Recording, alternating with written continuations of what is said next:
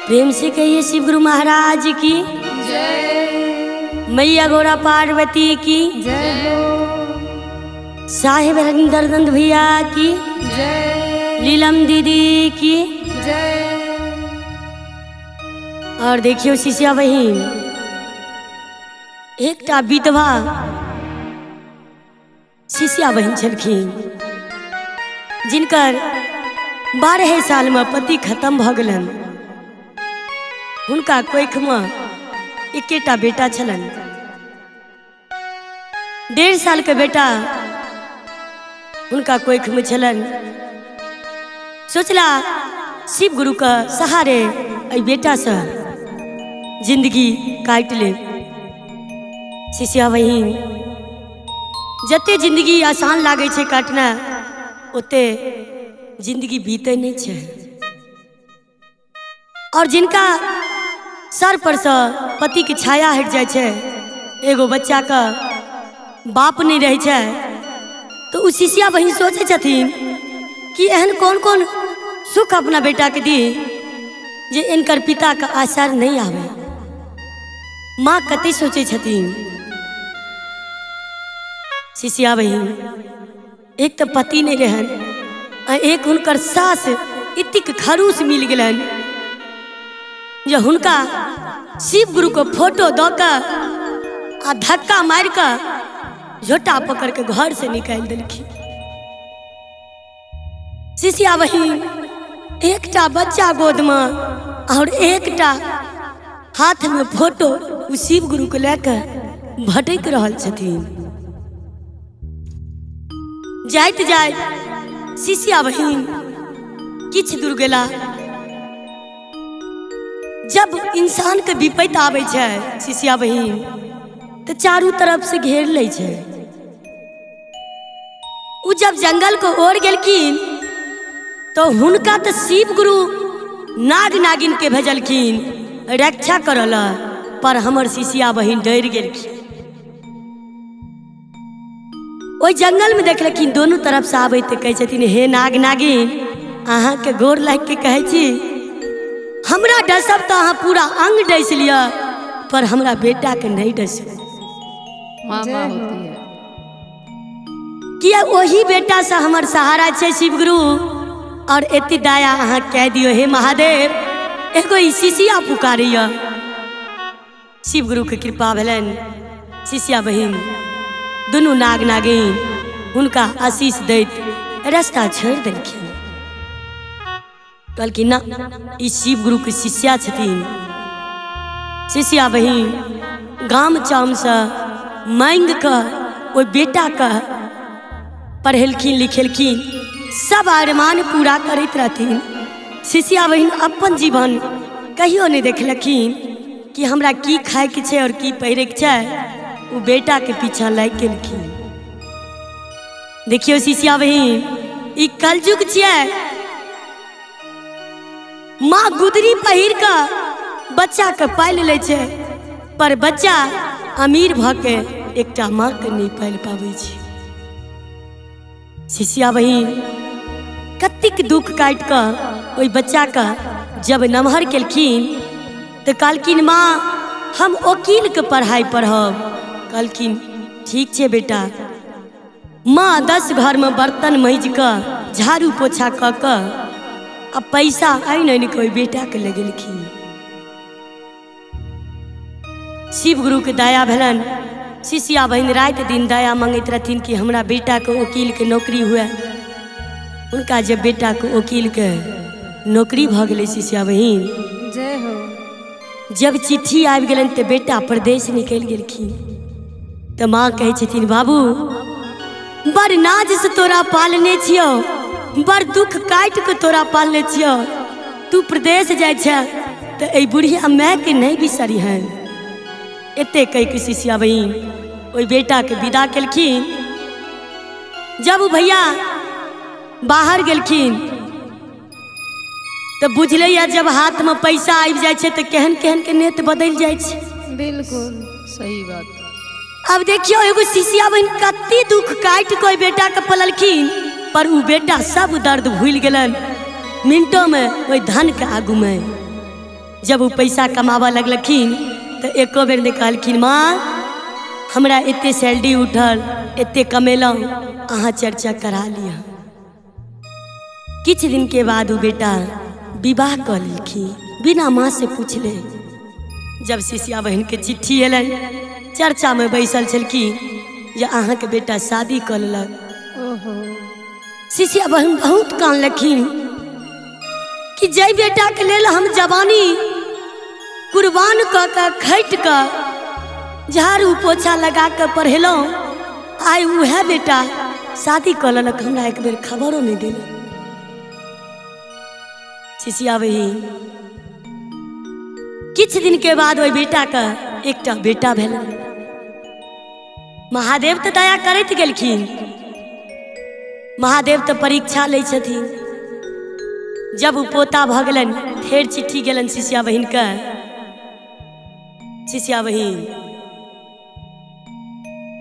फेर सिसिया बहन सबके कहै छथिन जे चिट्ठी में सुनाओ की छी लिखल। कहलखिन अहाँ के पोता भेल हन। सिसिया बहन फेर कहिन कह शिव गुरु के चरण पकड़ के कहा लागलखिन कि हे शिव गुरु ई धन संजोगलो, ई मकान संजोगलो, ई बेटा संजोगलो, आइ हमर किछ अपन नहीं भेल। अगर अपन भेल तो ई शिव गुरु के चरण भेल, ई शिव गुरु के चर्चा हमरा साथ है। शिव गुरु अहाँ हमरा साथ छी। सिसिया बहन बहुत दुखी भेला। सिसिया बहन टिकट कटा कर अपना बेटा के पास गेलखिन। आब सुनियो सिसिया बहन कते धन का आगू बेटा गिर जाय छे। जब ओठुन गेलखिन तो ओठुन गार्ड सब खड़ा रहन। सिसिया बहन तो फाटल गुदरी साड़ी पहिरने रहती। कहलखिन गार्ड बउआ हमरा ऊपर में जा दिया, हमर बेटा यह मकान खरीदने छे। कहलखिन बैठ उ ओते अमीर वकील बाबू छथिन आ जिनकर माता श्री अहाँ छी। कहलखिन हाँ बाबू। कहलखिन धक्का दऽ के हुनका भगा देलकै। तैयो सिसिया बहन गेलखिन आ ऊपर में जाए कि पोता के देखलखिन तो माँ के ममता भरि पाँच के पकड़ के ओकरा कोरा के ललखिन कि पुतो कंजरनी हुनका देख लेलकै। उ कंजरनी बुढ़िया के हाथ झमर के और कहे छे जी सुनिए ना, ये कहाँ से कबाड़ी बुढ़िया आ गई है। सास के कह रही है ना। ओई सास के कहे छे जे माँ ओई बेटा के नौकरी खट के ई एते बड़ा मकान के मालिक बनेलके। ओई बुढ़िया के कहे छथिन जे कंजरनी के घर से निकालिए, ये कौन आ गया कबाड़ा चुनते चुनते अपने मकान पे। और देखियो सिसिया बहन कलियुग हटे। पुतोह तो दोसर घर के रहे पर कोई के अपन बेटा तो रहे। वो बेटो मैं के पहचाने से मना कर दिलके। कहे मैं नहीं जानती ये कौन है। सिसिया बहन आसमान पर से गिर गेलखिन आ शिव गुरु का मंदिर में आके कहे छथिन कि हे शिव गुरु अगर सच कहा कि सिसिया है तो आई माया के जाल से हमरा अपना देश ले चलू। अब हमरा आई देश में जिया कर नहीं मन करिए। अंत समय उस शिव गुरु से मांगे छथिन और ओई सिसिया बहन के वही मंदिर में अंत समय आबि गेलन।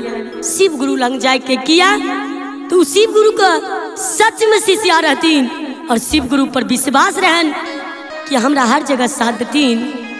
तो सिसिया बहन के जब अंत समय एलन तो देखियो जते के सब छथिन वो की ल के सिसिया बहन के पूछे छथिन। कहे छे दुख में कियो नहीं पूछे छे आ सुख में सब खोजे छे। तो सिसिया बहन की कहे छथिन वो बेटा जब मैं के अंत समय में एलन तब बेटा की ल के आबै छन से सुनियो। अरे लाला का मिठैया नेने बेटा सुंदर आबई रे जान। जान बेटा सुंदर आवई रे जान। लाला का मिठैया नेने बेटा सुंदर आबई रे जान। रे जान बेटा सुंदर आवई रे जान। जान खाओ हे मैया लाला का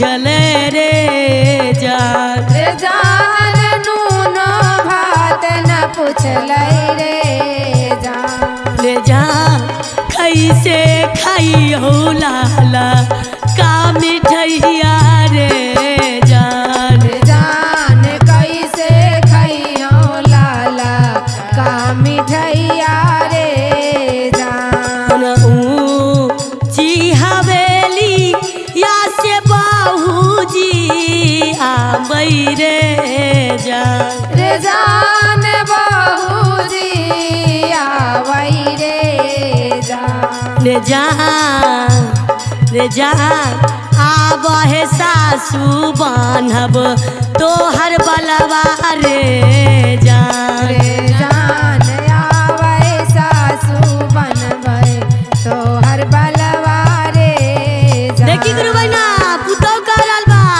कि आज तोहर हम बाल गू दे तनी। देखा इतना दिन तो नूनो भात ना पूछला।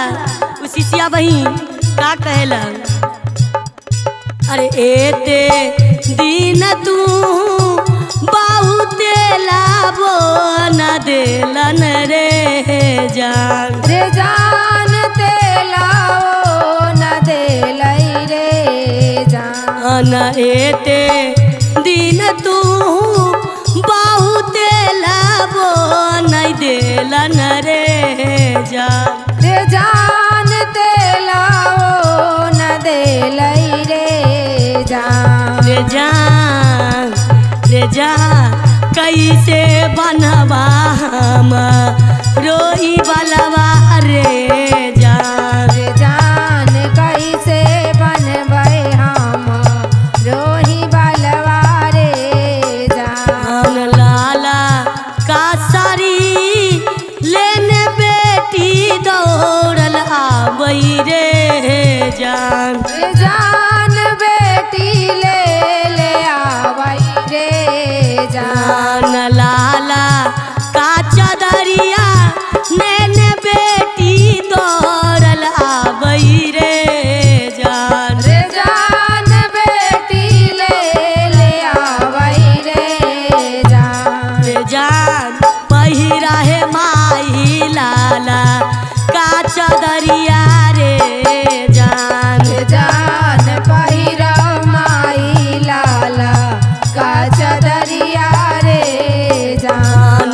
एते दिन तू बेटी गुदारी नहीं पूछले रे जान। रे जान गुदारी न पूछलै रे जान। रे जान रे जान कैसे पहिरब लाला की चदरिया रे जान। रे जान कैसे पेनबै लाला की चदरिया रे जान। नसीबा गुरु के डोली फूल लागल साजिए लै रे जान। रे जान गोलाब जिया गई रे जान। लाला की ओ डोलिया शिशिया फूल साजिए लै रे जान। रे जान फूला सजियाइलै रे जान। रे जान रे जान चाली भेलौं गुरु के नगरिया रे जान। रे जान चाली भैलो गुरु के नगरिया रे जान। रे जान चाली भेलौं गुरु के नगरिया रे जान। रे जान चाली भेलौं गुरु के नगरिया रे जान। प्रेम से कहियो शिव गुरु महाराज की जय हो। हे शिष्या बहिन, शिव गुरु अपना साथ ने शिवपुरी लऽ गेलखिन। हे शिव गुरु जैना ओहि शिष्या बहिन के सुनलहुँ तैना एहि चर्चा में बैसल सब शिष्या के दुख सुनम। तो एक बेर कहियो हर हर महादेव की।